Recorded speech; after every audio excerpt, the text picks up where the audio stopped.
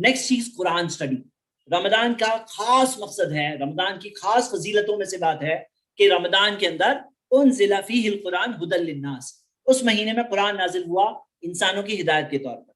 मेरे brothers and sisters, Ramzan के अंदर खास वक्त हमें निकालना चाहिए कुरान स्टडी के लिए, खास वक्त कुरान स्टडी के लिए निकालना चाहिए। मैं आप सबसे यहाँ पे एक सवाल पूछूंगा और जो सवाल मैं चाहता हूँ आप लोग इसका बताएं जवाब, और पोल आपकी स्क्रीन पे आ रहा है कि रमजान में जो हमारे गोल्स है वो किस तरह के होने चाहिए। एक है कोई भी नेकी करो, सब नेकियां करो, और सेकंड है रमजान से ताल्लुक रखने वाली नेकियां होनी क्या चाहिए। मैं जब नेट पे सर्वे कर रहा था रमजान गोल्स, तो रमजान गोल्स की चेकलिस्ट जो देते हैं लोग, ये करो ये करो ये करो ये करो ये करो ये करो ये करो, बहुत सारी नेकियों की लिस्ट देते हैं। तो हमारा फोकस क्या होना चाहिए, आपको क्या लगता है, रमजान से ताल्लुक रखने वाली नेकियां या सब नेकियां? आप लोगों को क्या कहना है जी? 5 सेकंड मिल रहे हैं, वोट करिए। 5 4 3 2 1 एंड पोलिंग जी। रिजल्ट्स आपकी स्क्रीन पर हैं।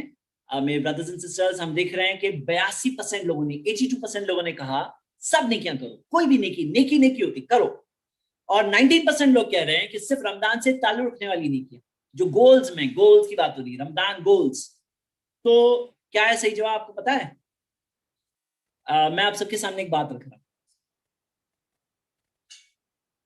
रमजान है 29 डेज, 30 डेज, नेकियां हैं बहुत सारे टाइप की नेकियां, नेकियों की बहुत सारी किस्में होती हैं। अब यहां पर हमें कौन से टाइप की नेकियां करनी है, ये एक बहुत अहम बात है। हाँ, हमें बहुत अहम बात है, हमें प्रायोरिटाइज करना चाहिए। अब गौर करें आप, मिसाल के तौर पे इल्म हासिल करना, तो इल्म के अंदर एक चीज है जो हमारे बेसिक ईमान से कनेक्टेड चीज है। मतलब मिसाल के तौर पे ईमानन व इहतिसाबन, ईमानन व इहतिसाबन बार बार आता है, ईमान के साथ, ईमान के साथ।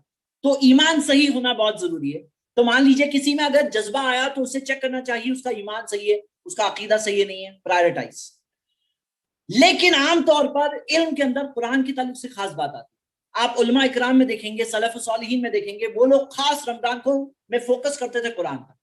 मतलब आप आम दूसरी चीजों की जगह फोकस करिए कुरान पर। मतलब मेरे भाई मेरी बहनें, जिंदगी में ये टाइम लिमिटेड होता है रमजान का, तो रमजान में बाकी सब नेकियों की जगह खास हमें फोकस करना चाहिए रमजान से रिलेटेड नेकियां। तो मैं पर्सनली अग्री कर रहा हूँ वो 18% हमारे भाइयों बहनों से जो लोगों ने वो जवाब दिया कि रमजान में फोकस करो। रमजान से रिलेटेड क्या है, क़ियामुल लैल। रमजान से रिलेटेड क्या है, रोजा।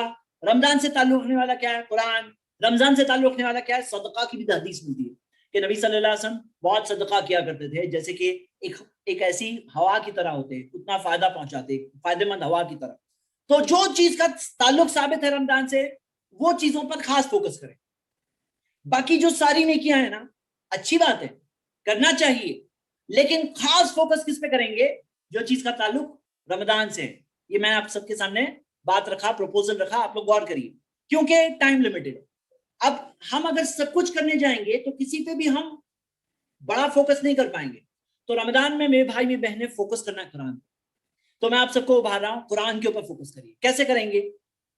अगर आपको अभी तक टेस्ट नहीं मिला है कि व्हाट इज द कुरान, देखिए क्या है मामला। अगर आपने खुद नहीं पढ़ा है अल्लाह का कलाम, तर्जुमा नहीं पढ़े हैं, उसकी तफसीर नहीं पढ़े हैं, कुरान से आप खुद गुजरे नहीं है, तो आपको मालूम ही नहीं है। मिसाल दे रहा हूं कि अगर कोई शख्स है जिसने आम टेस्ट नहीं किया, और हम बोलेंगे आम का टेस्ट है ना, आम का टेस्ट ऐसा होता है, ऐसा होता है, ऐसा होता है, आम ऐसा होता है। अब क्या होता है मामला, जब तक वो खुद आम ना खाए उसको कहां से मालूम पड़ने वाला है टेस्ट। तो अगर आपने खुद कुरान नहीं पढ़े ना, आपकी जिंदगी की बहुत बड़ी नेमत आपने मिस की। जिंदगी की बहुत बड़ी नेमत है कुरान।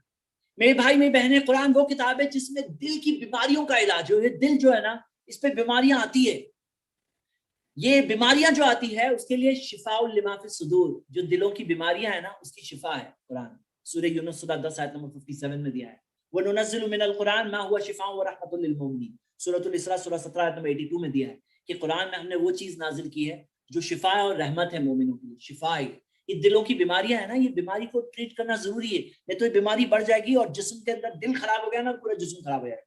वो बीमारियों को ट्रीट करना होता है। एंटीवायरस कंप्यूटर को चाहिए होता है, हम जानते हैं कि एंटीवायरस के बगैर कंप्यूटर चलाओ, तो इंटरनेट पे जाओगे तो कैसे कैसी वायरसेस आ जाएगी। तो ये कंप्यूटर है, इसको एंटीवायरस चाहिए। ये दिल जो है ना, ये बीमारियां आ जाती है, दिल को लग जाती है, तो वो दिल की बीमारियों की शिफा क्या है? कुरान।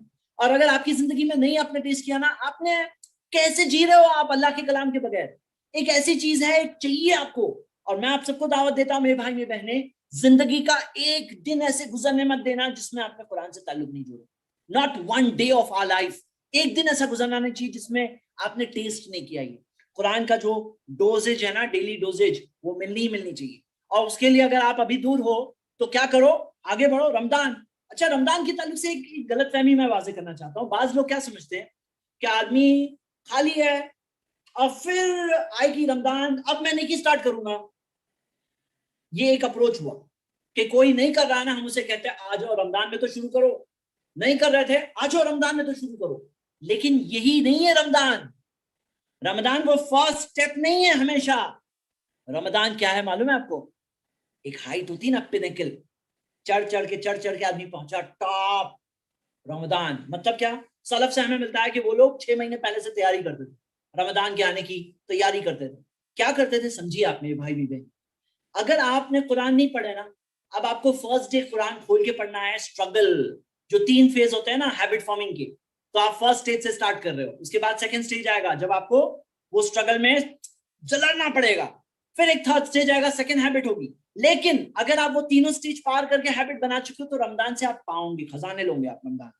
रमजान के खजाने वो ले पाता है बराबर से। जो नहीं किया, चलो अभी तो स्टार्ट करो।